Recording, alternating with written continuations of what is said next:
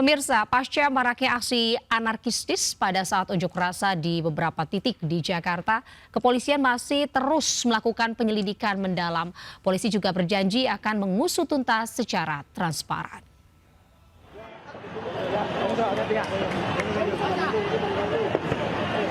Pasca maraknya aksi anarkistis pada saat demonstrasi di beberapa titik di Jakarta, kepolisian masih terus melakukan penyelidikan mendalam. Polisi berjanji akan mengusut tuntas secara transparan para pelaku yang menjadi provokator serta pelaku anarkistis tersebut. Kabid Humas Polda Metro Jaya, Kombes Pol Ade Arysyam Indradi menyebut polisi masih terus mengusut aktor utama di balik aksi anarkistis yang terjadi di sejumlah titik di Jakarta. Yang jelas komitmen Polda Metro Jaya untuk atau akan menindak tegas pelaku aksi anarkis, dan komitmen Polda Metro Jaya akan mengusut tuntas aktor utama, aktor penggerak utama di balik kerusuhan. Ini masih berproses, ya, mohon waktu. Sementara Menko Bidang Hukum, HAM, Imigrasi, dan Pemasyarakatan Yusril Iza Mahendra memastikan tindakan seluruh aparat berada di koridor hukum dan mengedepankan hak asasi manusia. Pemerintah juga menjamin kebebasan berpendapat masyarakat. Yang mengkoordinasikan di bidang hukum dan HAM untuk memastikan tindakan seluruh aparat penegak hukum itu berada di koridor hukum dan mengedepankan hak-hak asasi manusia. Dan ini juga ditekankan oleh Pak Presiden, jangan sampai ada satu tindakan itu di luar dari koridor hukum yang berlaku. Rakyat tidak perlu merasa takut, merasa khawatir, ya, karena pemerintah menjamin kebebasan masyarakat untuk rakyat untuk menyampaikan aspirasinya, menyampaikan pendapat, ungkapan perasaannya melalui unjuk rasa sepanjang itu dilakukan dengan damai. Hingga kini polisi telah mengamankan 43 tersangka yang terlibat dalam aksi anarkis tersebut dan masih melakukan pemeriksaan terhadap puluhan tersangka tersebut. Tim Liputan Anyus melaporkan. Pemirsa, diduga remblong sebuah bis listrik Transjakarta jurusan Pulau Gadung, Galunggung ini menabrak dua toko perabotan kantor di Jalan Minangkabau, Menteng Atas, Jakarta Selatan. Akibatnya kondisi toko rusak parah dan satu orang mengalami patah tulang.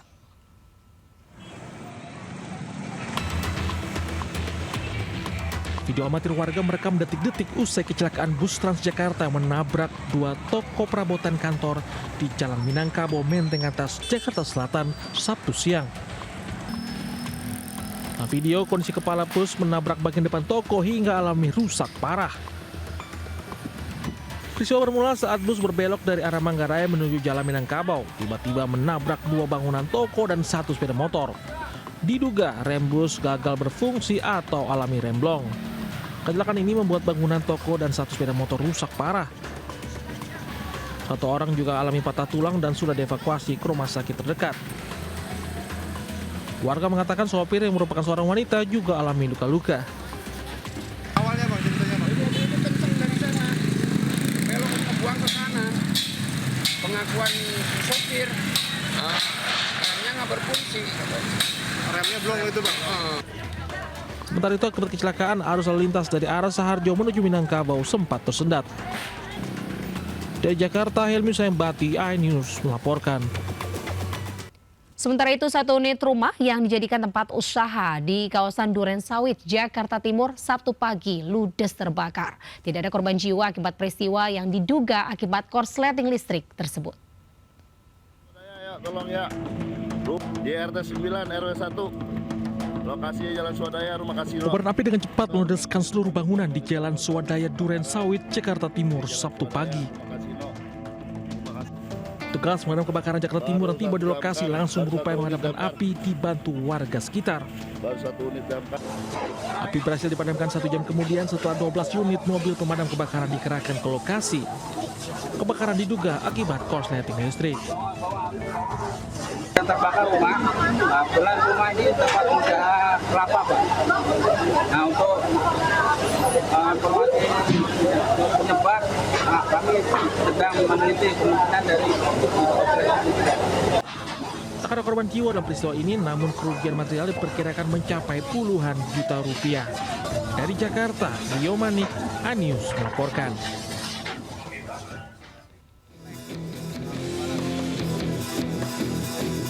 Kobaran api pertama kali terlihat dari bagian sebuah truk kontainer yang tengah terparkir di Jalan Agung Barat 2, Sunter Agung, Tanjung Priok, Jakarta Utara. Api kemudian membesar dan membakar seluruh isi dalam truk yang berupa paket. Tak ada korban jiwa dalam peristiwa kebakaran ini, namun barang paket ekspedisi yang berada dalam peti kemas ini ludes di dalam si jagung merah. Tapi ketahui penyebab kebakaran ini, namun menurut keterangan saksi, awalnya sang sopir dan kernet mau melakukan bongkar muat barang paket yang ada di dalam truk kontainer. Tiba-tiba terdapat percikan api dari kabel udara yang menempel di atap peti kemas lalu terbakar.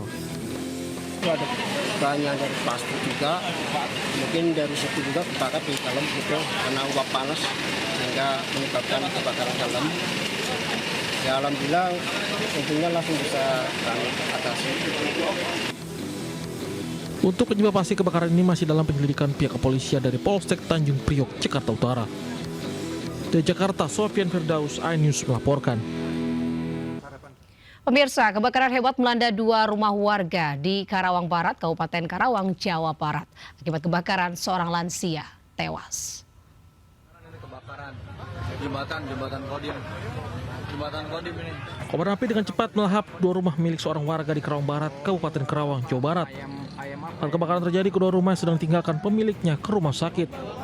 Namun seorang lansia berada di dalam rumah terkepung api dan tak bisa menyelamatkan diri. Api berawal dari salah satu rumah, kemudian merembet ke rumah satunya lagi. Banyaknya bahan mudah terbakar buat api cepat membesar.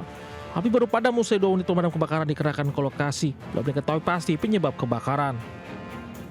Yang jelas ini ada 2 rumah yang terbakar. 2 rumah. Satu korban meninggal dunia atas nama Pak Atta. Pemilik rumah yang sebelah ya rusak berat. Memang kondisi rumahnya tidak permanen kayu.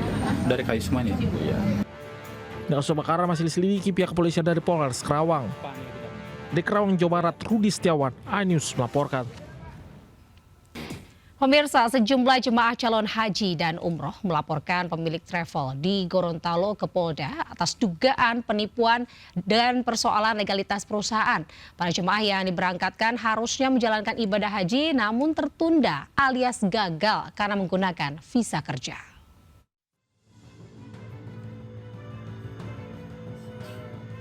Sejumlah jemaah haji, sebuah travel haji dan umroh milik oknum anggota DPRD Provinsi Gorontalo melapor ke SPKT Polda Gorontalo atas dugaan kasus penipuan dan persoalan legalitas perusahaan.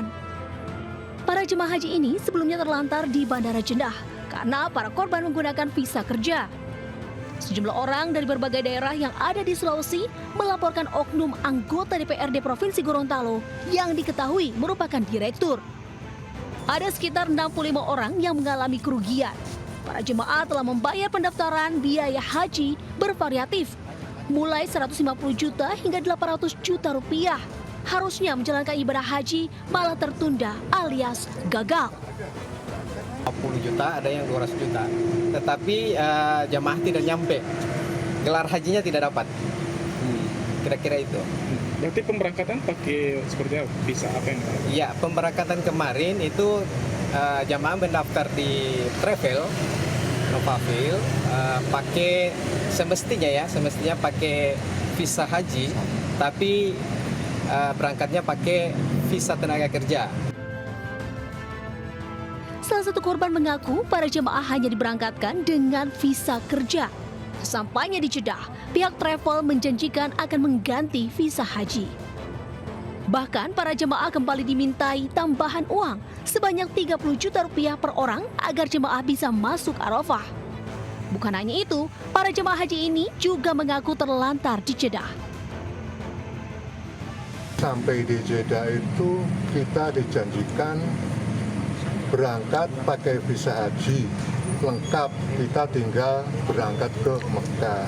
Tapi kenyataannya lain.